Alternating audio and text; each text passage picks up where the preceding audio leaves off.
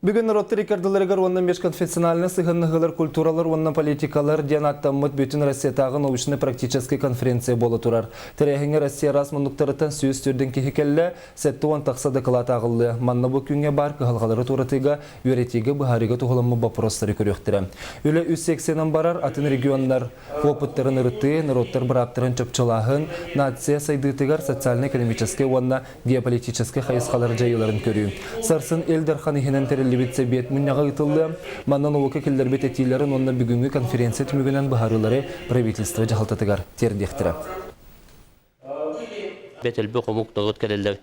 Бәлевет ұспа итәғалләқ, бәлевет ұспа культурала ақтыллақ өстіқ.